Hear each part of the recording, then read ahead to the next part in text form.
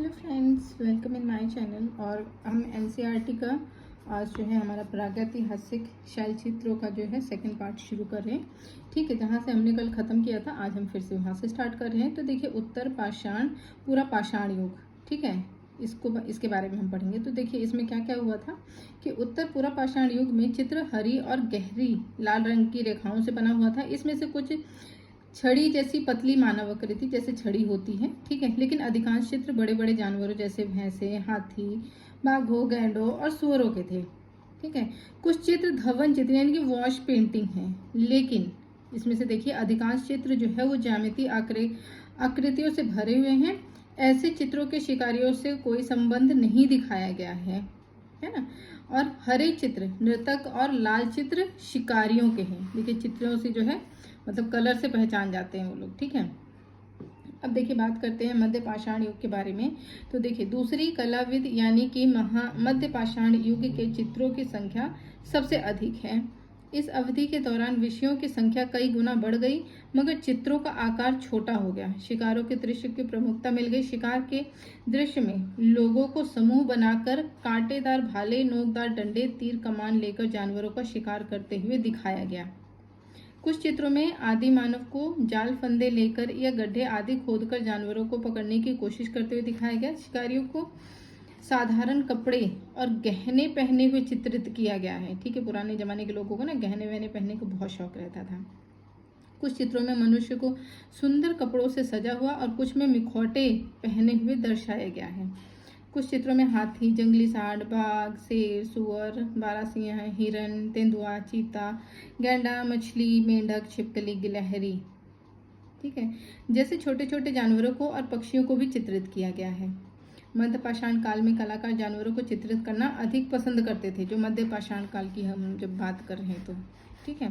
कुछ चित्रों में जानवर को मनुष्य पीछा करते हुए दिखाया गया है और कुछ में मनुष्यों द्वारा जानवरों को पीछा करके शिकार करते हुए दिखाया गया है। कुछ जानवरों के चित्रों में विशेष रूप से शिकार के दृश्यों में मनुष्य को जानवर से डरते हुए दिखाया गया है, लेकिन बहुत से चित्रों में मनुष्य को जानवर के प्रति प्यार, ठीक है, सौहार्द का भाव प्रदर्शित होते हुए भी चित्रित किया गया है।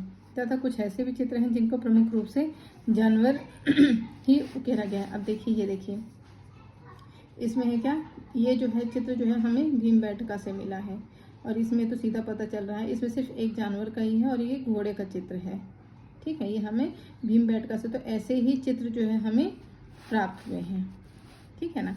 अब देखिए, यद्यपि जानवरों को प्राकृतिक, ठीक है, अवस्था में ही चित्रित किया गया, मगर मनुष्यों को साज सज्जा के साथ सुरुचिपूर्ण रीति से प्रस्तुत किया गया। स्त्रियों को निर्वस्त्र और सवस्त्र दोनों ही रूप में चित्रित किया गया है। इन चित्रों में बूढ़े और जवान सभी को समान रूप से स्थान दिया गया है। बच्चों को दौड़ते, भागते, उछलते, कूदते, खेलते हुए दर्शाया गया है। सामूहिक नृत्य इन चित्रों के आम विषय है, परंतु ऐसे भी चित्र हैं जिसमें लोगों का, ठीक है, पेड़ों के फल और शहद इकट्ठा करते हुए, स्त्रियों को अनाज पीसते हुए, खाना बनाते हुए दिखाया गया है। कुछ शैल चित्रों में मनुष्य, स्त्री और बच्चे एक साथ दिखाए गए। अब देखिए यहाँ पे देखिए, ये भीमबेटका है, ठीक है, इसमें जंगली जानवर का शिकार करते हुए दिखाया गया है। ये देखिए यहाँ पे देख रहे हैं कुछ आकृतियां हैं यहाँ पर, ठीक है, इसमें क्या दिखाया गया, जो जंगली जानवर है उसका शिकार कर रहे हैं। ये भी भीमबेटका से मिला है चित्र, ठीक है। अब देखिए इसमें क्या लिखा हुआ है कि माने एक ही परिवार के सदस्य हों। अनेक शैलाश्रों में हम हाथ और मुट्ठी के छाप पाते हैं, तो कुछ में उंगलियों के सिरों से बने हुए निशान हैं। भीमबेटका की बात करते हैं तो भीमबेटका के कलाकार अनेक रंगों के प्रयोग करते थे, जिनमें से काला, पीला, लाल, बैंगनी, भूरा, हरा, सफ़ेद रंगों की विभिन्न रंगतें शामिल थी, लेकिन सफ़ेद और लाल उनके अधिक प्रिय विषय थे, ठीक। पसंदीदा रंग उनके जो है सफ़ेद और लाल था, ज़्यादातर यूज करते थे वो लोग, ठीक है। और रंजक द्रव्य विभिन्न चट्टानों तथा खनिजों को कूटकर, ठीक है, पीसकर तैयार किया जाता था। अब देखिए लाल रंग जो है वो हिमरच, जिसे गेरू भी कहा जाता है, से बनाया जाता है। लाल रंग किसे, हिमरच से बनाया जाता है, ठीक है। हरा रंग, ठीक है, कैल्सेडोनी नामक पत्थर की हरी किस्म से तैयार किया जाता है।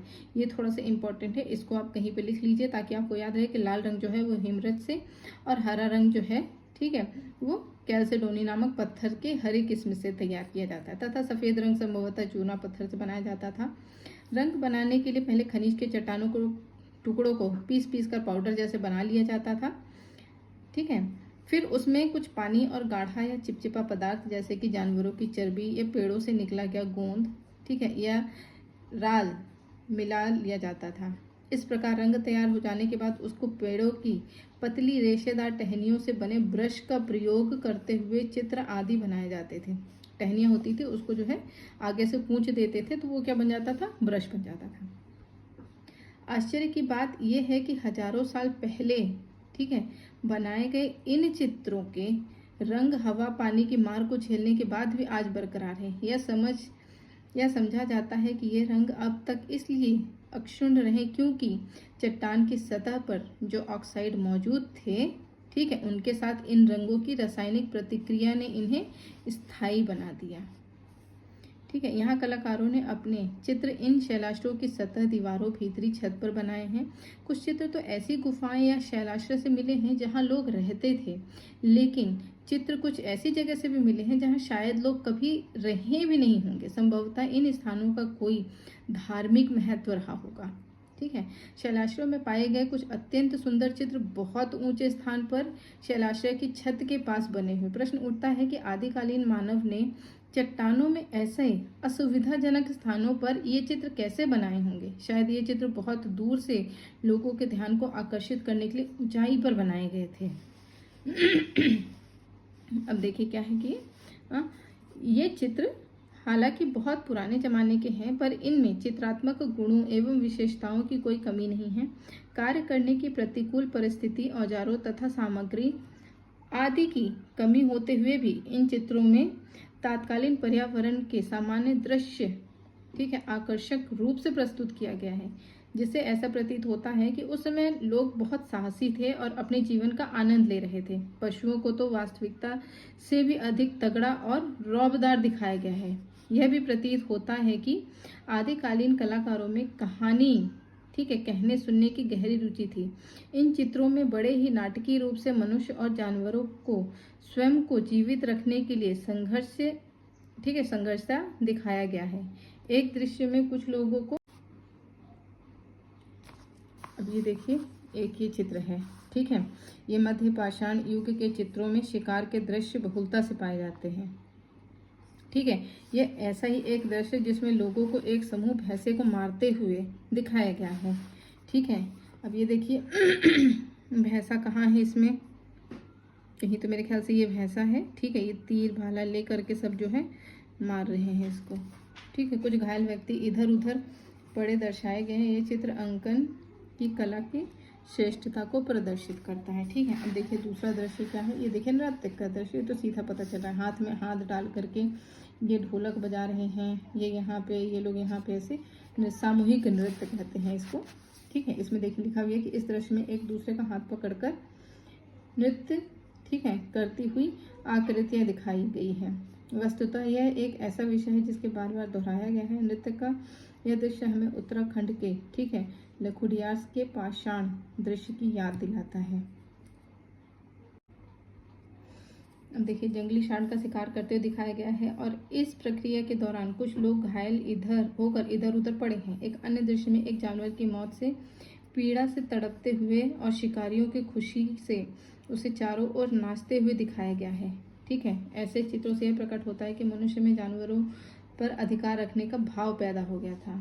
अब देखिए यहाँ पे क्या लिखा है कि आज भी अनेक आदिम जाति के लोग ऐसा व्यवहार करते हैं। वो जन्म, मृत्यु, वयस्कता, ठीक है, प्राप्ति और विवाह आदि के समय संपन्न की जाने वाली धार्मिक और सामाजिक क्रियाओं को चट्टान पर चित्रित या उत्कीर्ण करते हैं। वो शिकार हेतु जानवरों को आकर्षित करने के लिए मुखौटे पहनते हैं और उन्हें मार डालने के बाद खुशी से ये चारों ओर नाचते गाते हैं। हालांकि गलत है, ये जानवरों को नहीं मारना चाहिए।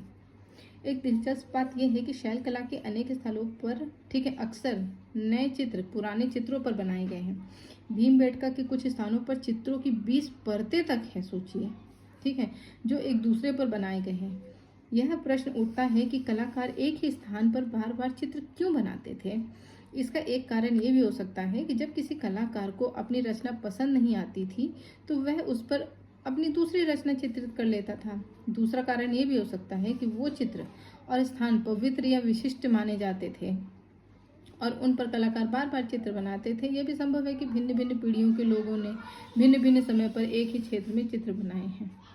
ठीक है, यह प्राक ऐतिहासिक चित्रों से